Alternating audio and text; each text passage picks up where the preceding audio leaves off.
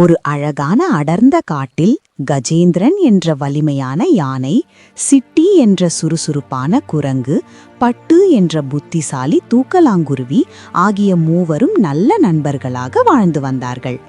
ஒரு நாள் அவர்கள் ஆற்றின் மறுபுறத்தில் பழுத்து தொங்கிய இனிப்பான மாம்பழங்களை பார்த்தார்கள். அவற்றை சாப்பிட ஆசை வந்தது. ஆனால் ஆற்றில் வெள்ளம் வேகமாக ஓடிக்கொண்டிருந்தது. பழைய பாலமும் உடைந்து போயிருந்தது. கஜேந்திரன் வருத்தமாக, என்னிடம் பலம் இருந்தாலும் இந்த வெள்ளத்தை கடக்க முடியவில்லை என்றான்.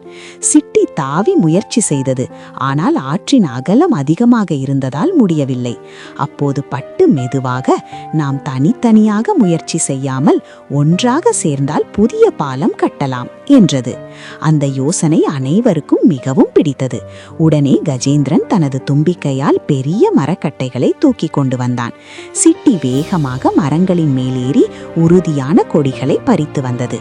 பட்டு தனது சிறிய அலகால் அவற்றை ஒன்றோடு ஒன்று பின்னி மரக்கட்டைகளை உறுதியாக கட்டி ஒரு அழகான பாலமாக மாற்றியது. சில நேரத்தில் பாலம் தயாரானது.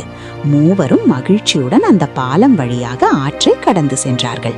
மறுபுறம் சென்று இனிப்பான மாம்பழங்களை வயிறால சாப்பிட்டார்கள். அப்போது கஜேந்திரன் சிரித்தபடி, என் பலம் மட்டும் போதாது, உங்களின் உதவியால் தான் இது முடிந்தது என்றான். சிட்டியும் பட்டுவும் மகிழ்ச்சியாக சிரித்தார்கள். கதை நெறி: ஒற்றுமையே பலம், ஒன்றிணைந்தால் எதையும் சாதிக்கலாம்.